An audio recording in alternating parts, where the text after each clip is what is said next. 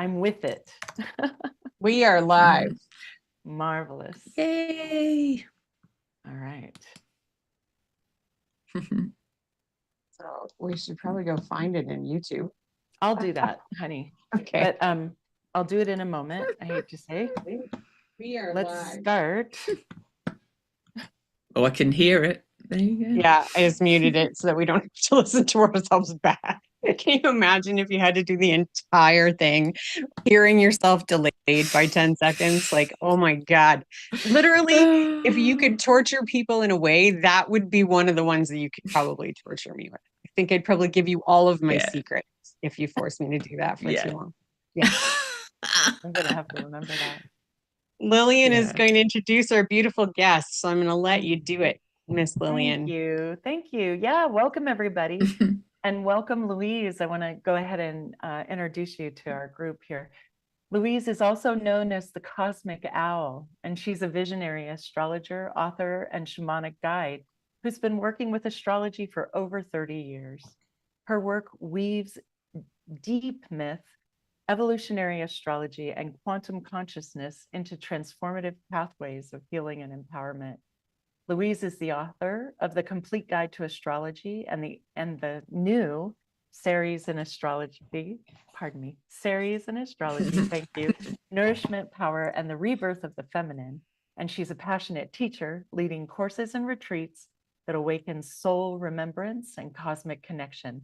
Her unique voice bridges ancient archetypes with the future of astrology, one sacred thread at a time. Welcome, Louise. Thank you for having me. It's such a joy to be here with you both. You're two of my favorite people. So there we go. Well, thank you. All that Jupiter for sure. All the all the beautiful Jupiter energy that we share. Right? Yeah. So I'm gonna start off when I started reading the book, and it's beautifully presented. You know, the describing it as a living text. I was very madly in love with that idea. Yeah. And sad that I only have it on Kindle right now because I want to just mark it all up, and I can't wait to get a hard copy. But so what started this path for you? What drew you to Ceres and going down this path? Oh, it's kind of a long path, first of all. But of course, obviously, I was introduced to Ceres through most people's introduction to Ceres, which was Demetra George's book, Asteroid Goddesses, which I've had for a long, long time. And then a long story that I tell in the book, I discovered Ceres was conjunct my ascendant, and square my nodes. And she started speaking to me, but I kind of operate with planets in a very kind of organic way. And I try and encourage my students to as well, to listen to what the planet's telling you. And we live in Utah, in the home of the Mormon Church. So one story is that my daughter, who was a teenager at the time, invited the missionaries in because she was curious about what they did. And, you know, they sent two young missionaries and their bishop because the church couldn't allow these two young men to be alone with a woman, you know. So anyway, I, being the mother, stood in the background with my arms folded and listened to them all. And after they'd given their spiel about the Heavenly Father, I was like, I was like, so where's the Heavenly Mother in all of this, you know? But it was a light bulb moment for me, because my ascendant, I had my chart rectified and there was Ceres hidden below my ascendant. And also she's kind of a bit hidden in the asteroid belt, just this side of it. And I thought she's been hidden in plain sight all this time. So that started the journey of working with her and researching her and exploring the myths and exploring her in people's charts and my own chart. So that's how it came to be, really. So. Beautiful, beautiful. It's interesting when we get introduced to these other pieces, and then, you know I had a similar experience with Pallas, you know, being there and being in a lecture and never seeing those glyphs in my chart ever before, and seeing Pallas sitting up on the midheaven. It was like, well, that tells a whole extra layer to a story. Oh, it does for me too, because Pallas Athena is exactly at the same degree as my ruling planet Jupiter, and that's her daddy. And my name means warrior maiden. Well, there you go. I know. You were destined to work with the female myth, weren't you? Oh, I was. Yes. Yeah. In many ways. Mm-hmm. Oh, Lillian, you're muted. You're muted. Oh, Sorry about that. And I'm in the sun as well. I was putting the link in YouTube for folks. And so I wanted to mute myself in case I could hear us. I love the resonance with Demetra's work. We used to do descents, like Inanna's descent, to release the parts of our personality that we felt very attached to. And then on the way back up, choose more intentionally. And that kind of like underground work feels really feminine, you know, that sense of like invisible because it's everywhere kind of thing. That kind of brings me to another part of my story with it as well, and how I work with it. I dreamed a Venus retrograde class in early 2017, and I've run this class every Venus retrograde since then, so 5 times now, and that's a Venus star, the pentagram, so I wear that. But as I explored all these myths in the Venus retrograde, I did the Inanna's descent, and because I'm a shamanic guide as well, we also did kind of soul retrieval and, you know, soul part, all this kind of transformative work in the Venus class, and that class is huge now. I had 125 people in the last Venus retrograde in March. Yeah. But as I've worked with it deeper and deeper every Venus retrograde, I realized, again, partly thanks to Demetra, in her book, what was it? The Mysteries of the Dark Moon. She did a retelling of the Demeter Persephone myth, and she mentioned that Demeter went wandering in most myths for 9 days. And from the area of the world where Venus was written about then, she's invisible for about 9 days during her retrograde. And I was like, this is the whole Ceres, you know, Demeter Hades story. So yeah. That's extraordinary. That's extraordinary. I know. Yeah. There's so much more I could have written in the book, but I just, you know, sometimes you can go on endlessly, can't you? You know. Maybe that's a second edition at some point. Exactly. Volume 2. I can see it already. Yeah. I don't remember who we were talking to, Lillian, but making the observation that we're in such an interesting time, just in general, but in astrology. Now these loud Gen X women and men, let's not discount them, but loud Gen X people are coming forward and challenging a lot of the socio-political stuff that has built our beliefs around astrology. And one of the things that I have noticed in consultation with clients and in reading the book that I've got coming out, which has a Venus section, like realizing how downplayed our female archetypes have been. And just seeing that we know that just in how strong the moon is in our natal chart, you know, and how it gets ignored I think to astrology's detriment for a long time, not understanding how important that chart was, but also Venus, and that like the fact that she drives everything we want. How is that? I know. Frivolous, you know? And so all of these female energies. She was just sweetness, you know. Yeah. No, she's not at all. No, she's not. No, I have Venus in Scorpio. Mine is not sweetness. Right. Mine's in Leo, so she's sweet just because she wants to be loved, you know, not for any good reason. Yeah, absolutely. But you know, we're at this time where we're actually given the opportunity to discuss the power of the feminine energy and how we can discover that and harness it and work with it through astrology. And that's the beauty of the timing of your book. And you honor Ceres in such a beautiful way. You know, it's a personal piece for you, just as soon as you start reading the beginning of the book. But at every point I dropped in, I was like, oh, like you can just feel your heart in it. And so, you know Yeah. what, in terms of going forward and the feminine, Mm. what do you hope Mm. to see? What, you know, if you were ruling the world? Gosh. Well, if I was ruling the world, I would completely rewrite astrology and stop basing everything on patriarchal myths that were written.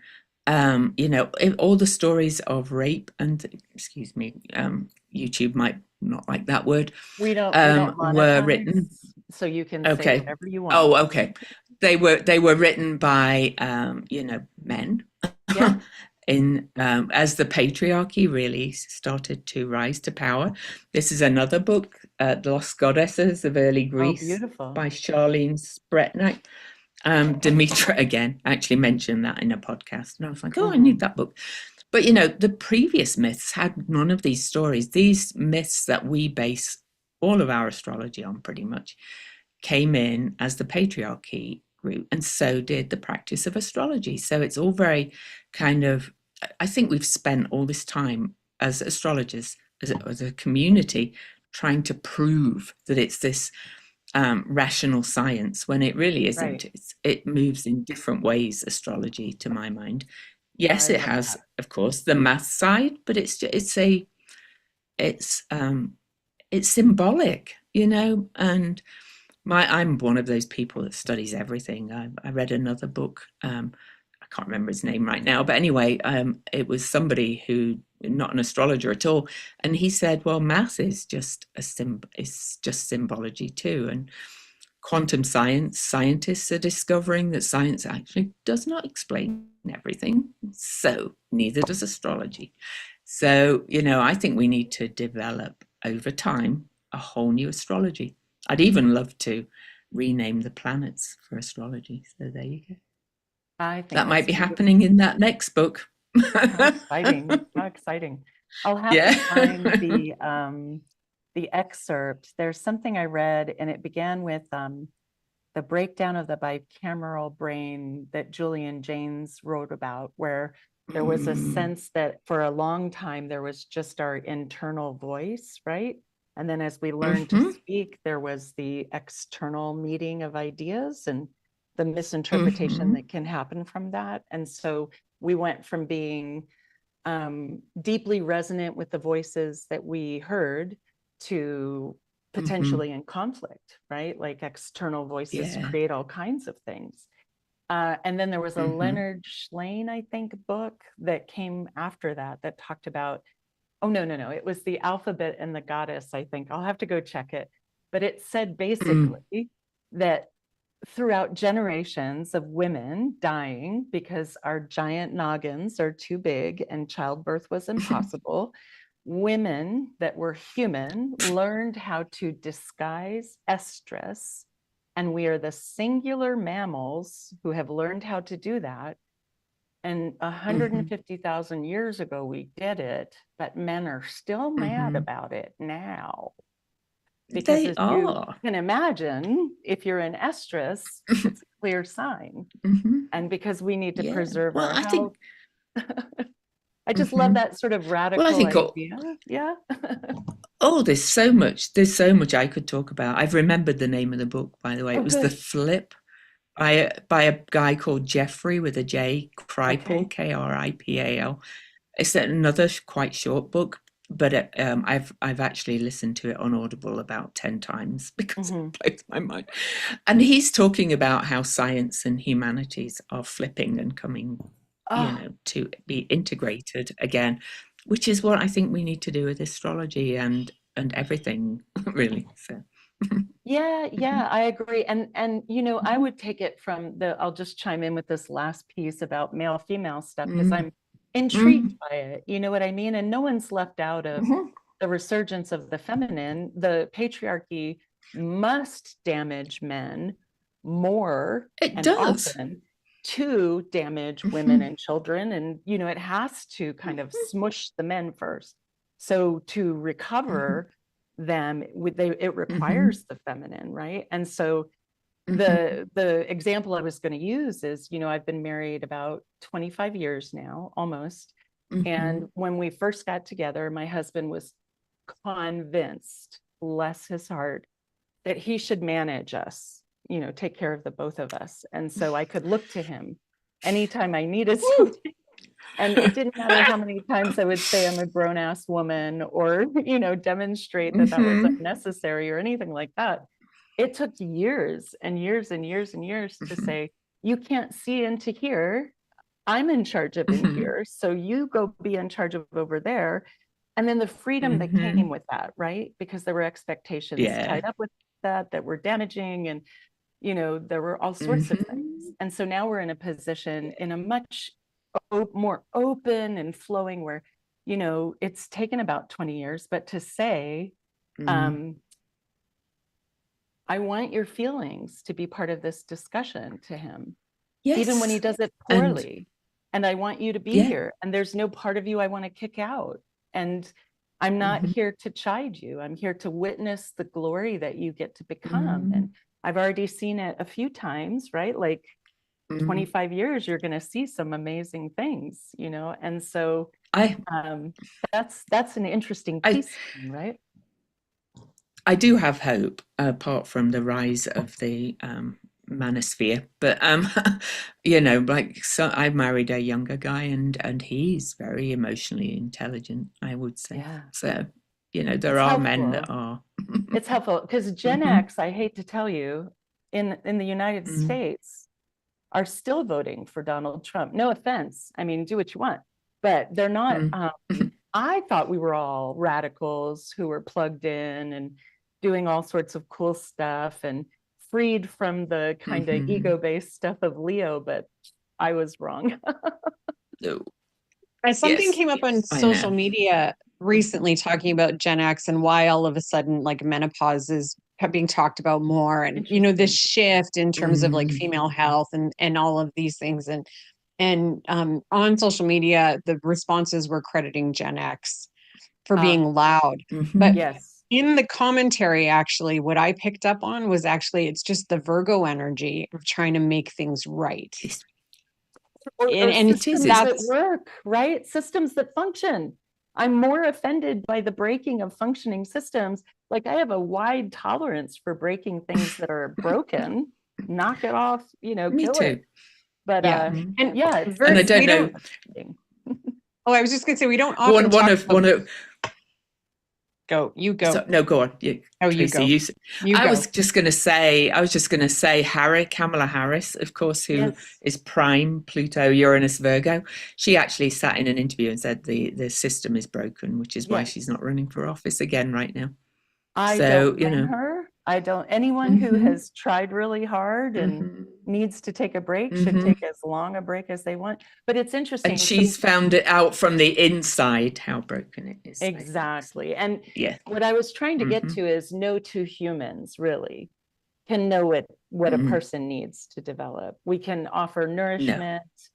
We can love them without condition, but we can't project onto them what they need. And so that's an essentially female process. And you'll hear this if you ever listen to our podcast. I talk on and on and on about wanting to find like the household goddess who wasn't Demeter. And I kept going, and I know I keep writing the name down and I forget it, but it's civilization. It's knitting together the things for the next use. And that's a functioning system. And that, to me, I find extremely appealing. On a lighter note, we've been talking about decluttering. And, when you lift, you free yourself from all of these constraints. There's a lot more ease in movement and a lot more generosity. There is. Yeah. And how appropriate that we've got this eclipse in a couple of days. Here it comes. Pisces Virgo for about decluttering. Yeah. Yeah, I keep feeling like the return to Pisces is to allow us all to get into our little astronaut suits, those of us who are quite watery. Yeah. Because the decades coming will be hot and airy. I actually had the thought. No, I'll hold this story. I go on about the spacesuit, but you say first, Tracy. Sure. I was just going to say that I'd had this brain fart to what Lillian was talking about with Saturn this week when I was writing an article about Saturn and Pisces. And, watching the commentary of other astrologers about how some are appreciating the shift back into Saturn and Pisces, some are, feel like it's a wet blanket, blah, blah, blah. But the realization I had was that we actually got a gift with it being conjunct Neptune as it moved into Aries, because if it would have just gone straight from Pisces into Aries, I don't think what we're seeing now politically, right, and globally would be as like gradual and wishy-washy as it is. I think we likely would have moved straight into something quite violent. Yeah. And so and so anyways, that was just my off the tangent thought about Saturn and Pisces and all that energy. Sorry, tell us your story, Louise. Yeah. Well, one of my most of you probably know that I go to see bands all the time. I'm like me and my husband. One of my favorite bands is a band called Love and Rockets from the 80s. So and Daniel Ash, the guitarist, he's got a new band out called Ashes and Diamonds. But anyway, he posted on social media the other day that he'd always wanted a spacesuit as a kid. And on his motorcycle ride home from something, he stopped by a thrift store and bought a spacesuit for $15. And there was he in his shiny spacesuit. Anyway, I just thought the astrology shows up in weird ways, honestly. It really does. It really does. Yeah. And so I think did you want to ask about the world, the discovery and the world clock? Or you did. You wanted to ask that question. Yes, you go right ahead. I'm interested. Yeah. I'm interested. Well, it's sort of to get to the nugget of why now, right? What did you see? That was the insight? Well, it was because I'd been building this kind of body of work, at least in my mind, and through the Venus class, connecting Venus, Pluto, and Ceres, because as well in the shamanic realms, and I'm a shamanic practitioner too, we have an underworld, a middle world, and an upper world. And so Pluto to me is kind of like the underworld, way out there in space. It's kind of reversed. Venus is this world, and Ceres in many ways is our underworld. But anyway, that's digress. But on December the 7th last year, there was a triple conjunction at 0 Aquarius of the 3. And it was on my husband's birthday, so it stuck in my mind. I'd been looking at that for about 2 years before it. And of course, we know 0 Aquarius was a hot degree anyway. We had the Jupiter-Saturn conjunction, we had a Venus-Mars conjunction, various other conjunctions.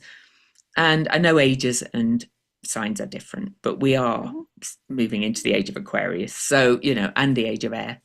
So anyway, I thought I'm going to look back and see if the 3 ever met again. And they met in 1823 at 0 Aries, which is the world point. And that's where Saturn and Neptune are going to meet next year. And I was like, okay, I need to get this book written, because something began back in 1823 after her discovery, because she was the second planet discovered after Uranus. I don't care what anybody else calls her. I think she's a personal planet. So, so after Uranus. You were saying in a different interview, they discovered Ceres before they discovered Pluto. So all of this, a long time before, and who's not a planet is ridiculous. Like, it's just absolutely ridiculous. It's kind of that. The domination separatist kind of language again. Right. It's like we have to put them all in these buckets, and the cosmos is quantum. It all kind of works together in entanglement, right? So why do we have to that's more astronomical anyway, and a lot of astrology takes it on, of course, Well, and the myths, I love the myths that we leverage and weave in, but like you are saying, like I would prefer rape to be compared to cannibalism. Do you know what I mean? Or something very like, no, it's a murder. It's very extreme behavior. Yeah. It's not normal. And the fact that it's been happening so much is not normal. And it'd be great if we could move away from women having to be hyper vigilant to protect other women or children or men from being attacked. Oh, We'd love that, don't right? get me started on that Well, one. I'm just sharing it Yeah. because Yeah. it feels like there has to be a good no, you know what I mean? And this sense of when you were describing the shamanic components, I think it's digestion, right? It's like, I loved your questions, right? What are the endings that are coming that you're not ready for? What are the things that you haven't grieved? And, you know, personally, as I've gone through this administration, it's been like, oh my gosh, we're going back to the 70s. Oh my gosh, we're going back to the 1870s. Oh my gosh. My husband says to me the other days, I think we're going back to the 1300s or something. Well, how do we touch into all of the ways women create the structure that we actually need, that is loose enough and strong enough and resilient enough to enjoy this, you know? And how do we bring men in? You know, I have no problem. In fact, I'm too good at telling men, I don't like that. How do we? Oh, I'm very good at it. How do we say, this is how I want you here? This is delicious, you know? I love it. I love it. I think it's going to happen, and just faster and faster. But I think, you know, just looking at the astrology of where we're at collectively, with all these outer planets changing signs, and if we bring in, you know, some of the more newly discovered objects like Haumea just moved into Scorpio, you know, just the year before last. Yeah. So that's connected with all these planets. Sedna, 11,406 years, just moved into Gemini for the first time in half a precessional cycle, just about. So I think Andre Barbeau, you guys have heard of him, right? Of course. Yeah. He predicted next summer would see a big rise in the consciousness of humanity, and I can kind of see it. I think people are waking up faster and faster. So yeah, and we're moving into a completely new paradigm, right? Yeah. Well, and one of the things that I started to notice about it, probably about a year and a half ago, was sort of the mass exodus of souls. Like, just like, it just seems like every day you hear you're losing somebody, you know? And so that to me speaks a lot to a major shift, you know, that I had thought, my thought was people don't want to be here for what's coming. But then somebody very poignantly said, well, we need help on the other side. And I thought, oh, right. Okay. That makes sense to me. But you can feel that shift just through those, you know, seeing it just seems so accelerated. And so many things seem so accelerated at this time, you know? Absolutely. Yeah. Absolutely. Yeah. And as astrologers, I think all we can do is use our voice to kind of promote what we feel is coming and what we sense is coming into our consciousness. Because even things like when a planet is so-called discovered from our into our consciousness, we see its effect and impact, you know, in the world, and that's, you know, accepted by most astrologers. But don't you find it funny that the patriarchy of astrology? Did you read the foreword to my book? Oh yeah, by a man, actually. Yeah. Steve Judd. He said he called me the cyberpunk priestess. Almost, he said. So I decided I'm going to completely step into it. So anyway, he said, and if it upsets, he said, if it upsets the patriarchs of astrology, we need upsetting. And I'm like, yeah, it's true. It is true. And do you know, one astrologer immediately came into my DMs after seeing a photograph of the contents of my book posted by another astrologer, asking me where I got the discovery chart from, which is AA rated on Astro Databank, by the way, and telling me how I was wrong. Oh my goodness. It didn't go well. It didn't go how he expected, I would imagine. No. Well, I was going to get to this place where, as you were saying, we write the new stories. I can't remember the source of it, but I also heard that there were fairy tales written that were quite different. You know, the fairy tales we have are sort of, here's the thread of something happening. and that the gist of the Yes. fairy tales is, here's what you do after this happens. Here's how you repair. Yeah. Here's how you make yourself whole again. Here's how we take the poison out. Here's how we let you heal. And that these are things that feel very female. And the other thing that really comes to me, and I've heard it from you, and Tracy and I have leveraged it most comically when our video was out of sync and we could only hear each other during one of our lives every 3 seconds. Oh. And we didn't act like it because we're psychic like that. But the admonitions I've gotten lately are, learn your signs. Make sure you know what your oracles are, because that's your responsibility. And so if this surging imagination or intuition comes up, you must use it responsibly. It's not X-ray specs, and it's not anything to trifle with. It is your spirit and your resources coming to land and coming to find a voice. And so, you know, exactly. the landscape is so completely different. It does no good to say you didn't do that right, or to have like there's a great Bill Hader note about criticism, which I respect quite a bit, which he says, listen, when people give you feedback that's negative, take it on board. They've noticed something. But if they ever try to tell you what to do to fix it, stop listening immediately, because no one can tell you. No one can share that with you. You must come up with it yourself. Yeah. Well, I was so annoyed by that person that I made a short video on it, and you know, I said that the chart was set for the moment that Ceres was spotted by Giano Piazzi, and to my mind, that's when it came into our consciousness. Yeah, so interesting. Yeah. Interesting. It's tricky with, I mean, because Ceres is similar to Uranus in that it's an object that they could see forever. Like it was always there, but it would come and go. Under certain, dark skies, you know. Right. Because she's slightly hidden in the asteroid belt, you know. And of course now she's very barely visible to the naked eye because we just block everything out with light. So, and satellites. Anyway, don't get me started on that one. But you know what? If you were to ever to do another show, I think you need to call it "Don't Get Me Started." I think that's like your best tagline. I love it so much. Don't get me started. Love it. Yes. So well, because as you've probably noticed, I read everything, you know, and I dive down all these rabbit holes. I've gone down the fairy tale rabbit hole as well. Right. I don't retain everything. I seem to retain what I need that feeds that.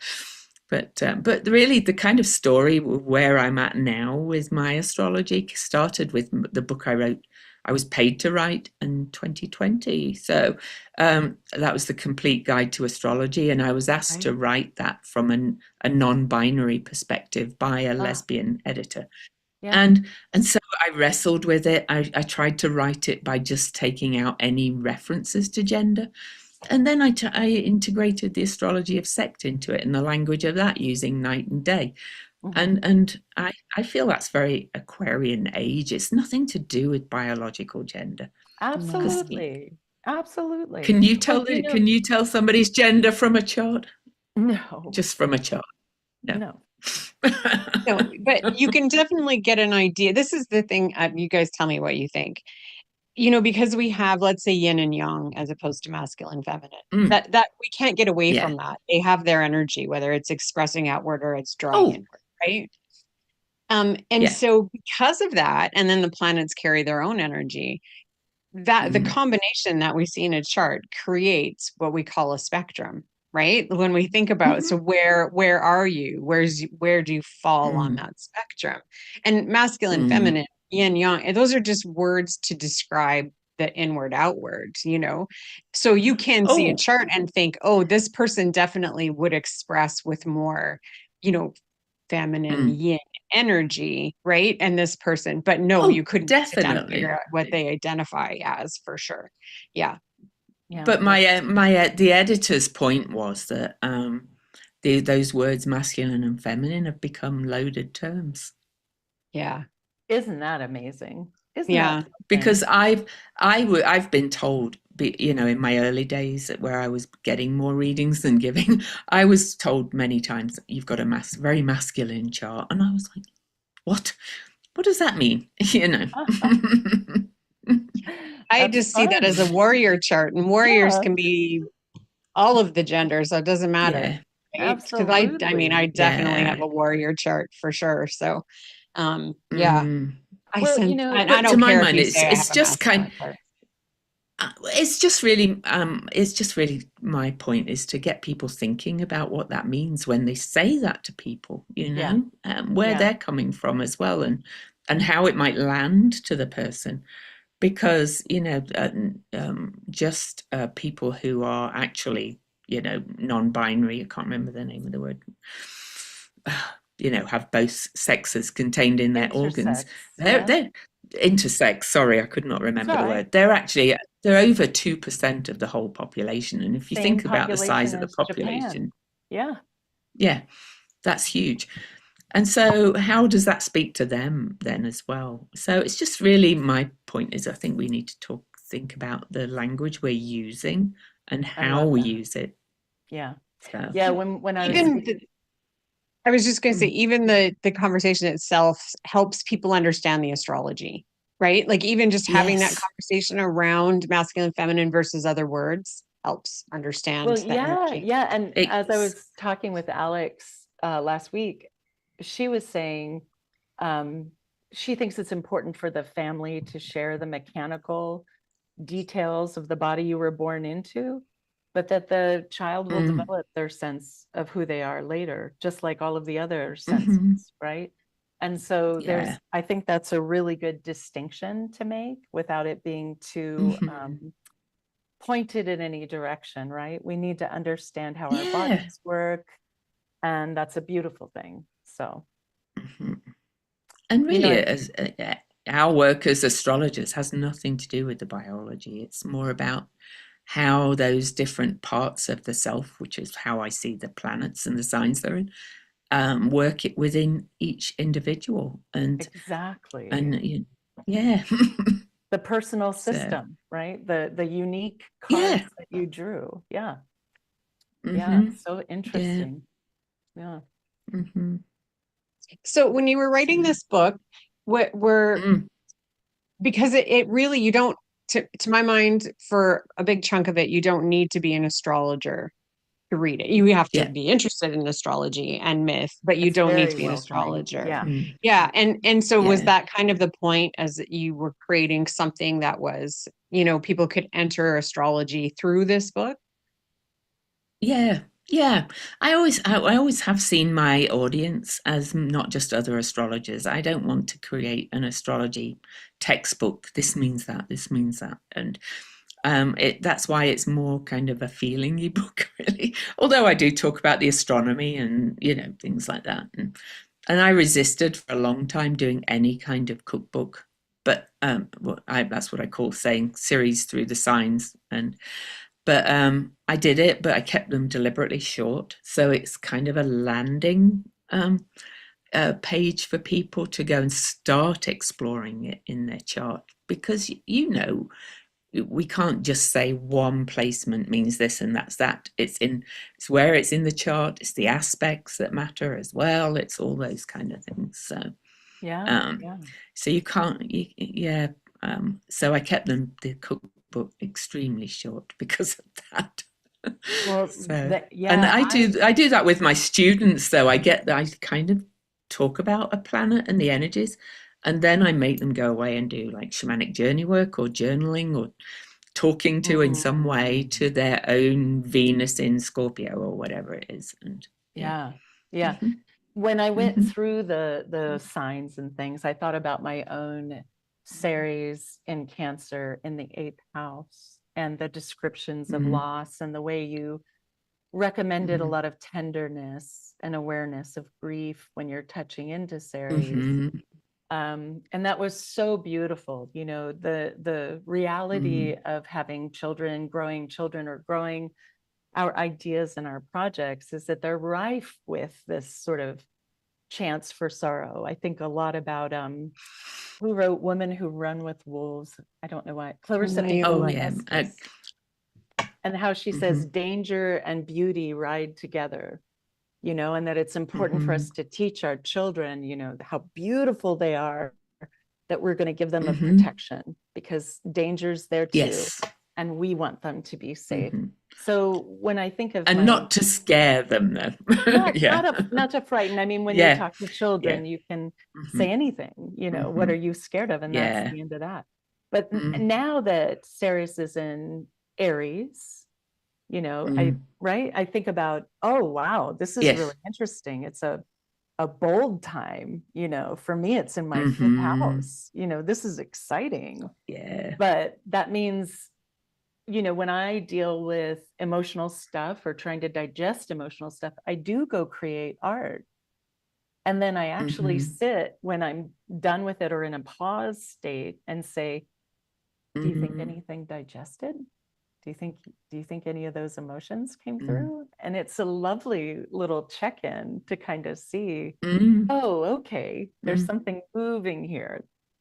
So I'm saying that to say, like, it was really satisfying, even just to touch into my own Ceres, you know, and it would be nice for folks to find out about theirs too. Yeah. Oh, definitely. And I hope people do, you know, whether there'll be a second edition, I don't know. I'm more than happy for other people to kind of expand on, you know, I just felt like she had to be out there now with my thoughts that she's a personal planet and really important. And going to Ceres in Aries by transit for us collectively with all the other stuff going on, which go through everything. I think we're more and more realizing that we, in the end, it's kind of we are alone. You know, Aries. We are the I am, and all the intimacy and the healing comes from the inside out. We can't expect anybody else to save us, or you know, it's very pioneering, I think. So I think I see it as people more and more realizing that. I see it in therapy. You know, it went from family therapy to internal family systems, which only looks at how you respond inside. There's many more examples. So yeah, that's well said. Yeah. The timing is beautiful too when you think of Chiron leaving Aries. So we've been dealing with this wound of alone, right? And it's about to leave. And Ceres comes in to kind of lay the groundwork. So how can we work with this? You know, is that how you would interpret? You know, because I think about when I think of the myth, I think about the solution finding, right? She's presented with this horrible choice and she has to come up with a way to deal with it. So, you know, she gets to come along and clean up the mess or that's not what I meant to say. Opened wounds that Chiron has triggered. I long passage. and to make a new start with the solution, which is very Aries too, isn't it? Right. So, you know, it's an action, and how appropriate that this week Mars is opposing Ceres from Libra to Aries. So it's like, who am I in relationship to others, and how am I reacting with everybody in the world, not just our big relationships? Well, yeah. And when you were saying that, you know, that singularity of Aries and it coming from the inside, thank goodness that's true for our disagreements as well. Like, I woke up this morning and I was so mad and I knew all the things that other people had done wrong. And then I was like, now you know what you don't want. Can you write that down? And then write down what you do want. And it's just this thing of, I was saying to my husband, because he walked in when I was shouting at the person who wasn't there.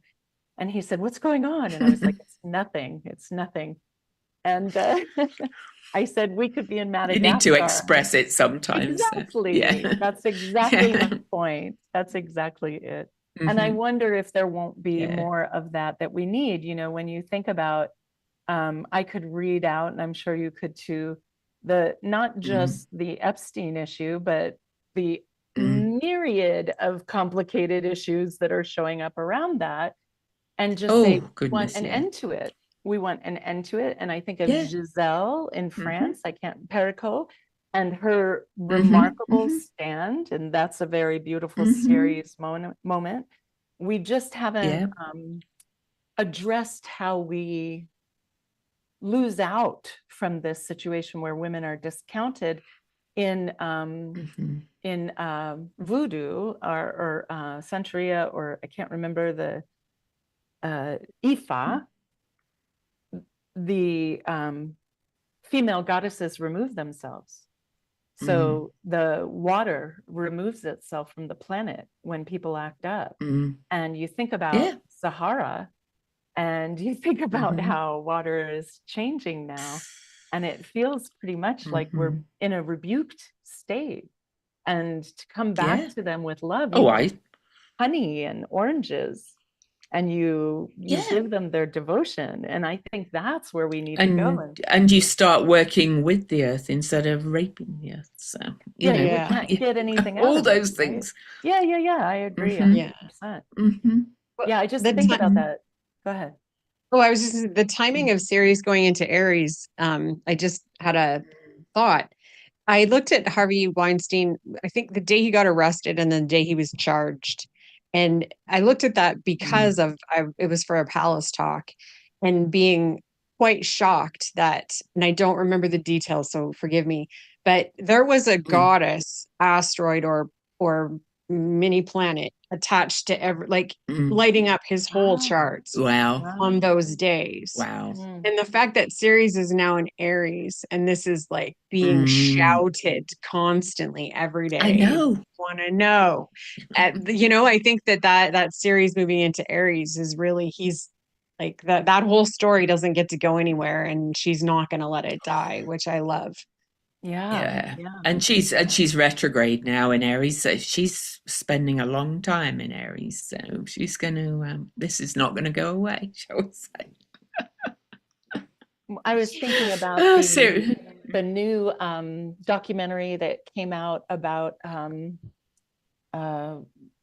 the senator who they believe protected the predator who was at, I'm so sorry, I'm not sports oriented, but there was a terrible situation The for one. decades with young Oh, men being Oh preyed yeah, upon. yeah. yeah. The coach, and he's the chair of one of the Yeah, Jim committees, isn't he? I Jordan, can't remember. Jordan. Jim Jordan. Yeah, Yeah. but I can't Mhm. remember the name of Yeah. the guy that they let do it. Mm, And then of course there's Epstein. mm, And then I wanted to share this because this is part of what I feel like is the shift. Cosby, right? So he's been let go, but mhm, Camus Bell mhm, did a documentary that just came out on HBO, and I was watching it. And mm, I grew up with Bill Cosby as, Fat Albert, mm. and Oh, so much fun, yeah. and, absolutely, The, America's dad. And they show all of this mhm, sort of confidence building into this sort of assumption of control. And, you know, just mhm, seeing it, what shifted for me was forgiving myself for seeing him as America's dad, and reminding mm. myself, like, we just don't know what people are capable of. And I actually knew No. actresses who were on that show who were twins and ballerinas, and I was like, oh Mhm, yeah, I'm not going to ask, but you start to kind of wonder, like, how many people have been predated upon. And then the other part mhm. of it, which is a Ceres thing that I wonder about, right? Ceres didn't just say, go ahead and take my daughter and do whatever you want with her. She shut the world down. Oh, yeah, exactly. And we're Mhm, not doing that. mhm, We're not saying, I don't give mhm. a fuck about the politicians. There are women who have had to adjust. We remember, we don't Mhm, want your non-consensual mhm, bullshit. And the entire thing of it mhm. happening is a fluke. And if we could figure out how to get you Yeah. to stop, we'd do it. So take it on advice that this is not okay. But like, we haven't even started with that. You know what I mean? I've told people my story who I Oh. would expect to get a positive feedback from, who have said, oh, you've never Mm. said that before. And I'm like, how many sexual assault things should I detail? You know what I mean? Like there's no top number. Yeah. This is a mad No. situation. It's not Yeah. nourishing. And but I think it's all coming to a head now, because of the overall time that we're in, which is another reason I feel the book needed to be I out agree. now. And I think until people become aware of their own unconscious patterning or subconscious, whatever you want to call it as well. Yeah, I mean, we were raised in the patriarchy, right? So with all this control, absolutely. domination. I know somebody who was told, about child molestation when she was 5. Oh, these things happen to little Right. girls. You just have to forget about it, right? Yeah, yeah. Well, That was and the it's response I got when I said I was molested as a child was well, we've all been through Yeah. that. So, okay, Yeah. let's move on now. yeah, and Won't talk I'm about it like, again. no. well, yeah, I'm absolutely like, not. Now, no. it's a big no. I went on a search Yeah. my whole life long and found 2 women who managed to keep their kids from being molested. Two confirmed. I know millions more. I'm not gonna, tell a tale out of school, but 2 that I could No. confirm. No. And it took hypervigilance. It took everything that they Yeah. had. It took them being aware that people were going to come after their children and not being okay with it. And to me, Yeah. it's like it damages the men as much as it damages the women. They don't think they're lovable. It does. They don't think they're Yeah. soft. They don't get to relax. It's not healthy. And so it is Nope. something that it's curious for me. Like I can forgive myself, but still be sort of surprised. I have strong reactions to people who are like poo-poo issues of sexual assault. I've looked at my own behavior. I feel like it's something that we could all benefit from because we get so much more. Oh. We get to have fun and be sexy and enjoy ourselves. Yeah. And that's all about consent, There was that Absolutely. whole bear versus man issue too. That was Oh, hilarious. yeah. Did you heard Yeah. that too? Right. Yes, think we have a Yes. thing with Sam. There's a whole section on bear versus man with Sam, and when we talked with him. Oh, really? Did we that Oh, was I must I go don't know and that we post it. I don't know that we posted that. He had a lot of respect for you. You were a co-host. You were a co-star in that story, I think. Oh, well, he and I had a very interesting discussion on his Facebook over that. Yes. Yeah, exactly. Exactly. Well, it's so fascinating, right? Because I, because of my history, someone would say, how come you don't go running? And I would say, I don't go running because I don't want to be outside where people can get me. And I don't have enough of a flexible schedule to run at a different time or strategize. And they're like, you're so paranoid. And I'm like, not really. I'm not actually. Like, there's a funny SNL song, and I'll leave it there, called Welcome to Hell. And it has all of the female cast members in lingerie, and they're like, welcome to hell. And they're like, you may wonder why it's hell. And then it's all of the men being horrible to them. And they're like, this is just what we live with. This is our hell. But unintentionally, not meaning to be horrible sometimes as well. Of course not. Being told I should not have let my daughter go walking in daylight in a very safe suburban neighborhood, or that I should have armed her with a gun, did not go down well again. No, I think we start by saying rape is like cannibalism. Don't eat your neighbor. Don't do this either. And I don't think anyone has that sense, whether it's being horrified talking about sex or being horrified talking about what men get to do or don't get to do. It's important to say it's easier to love you if you're not trying to rape people. Do your own healing. Do your own healing. Absolutely. Absolutely.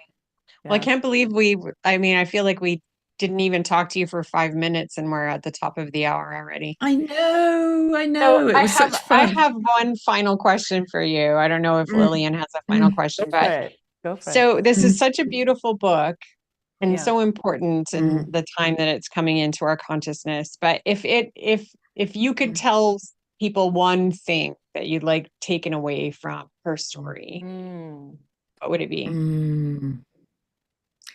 I think the main thing is that she and the deeper understanding of her consciousness is here to guide us to where we need to heal and move forward with our connection with each other and the earth.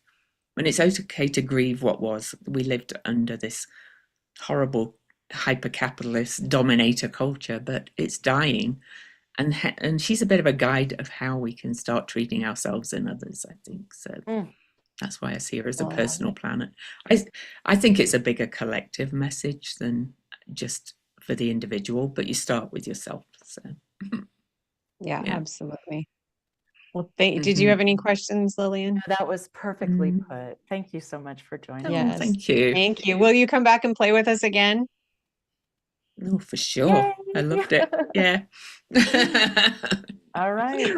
Well, thank you. All right. Well, we're not live next Thank week. you, We've everybody. got a great chat with, who are we? Alicia. Alicia Youssef from Yeah. Australia. So we pre-recorded because of the time zone, and we're going to talk about the equinox. No. I think that's what we're talking about.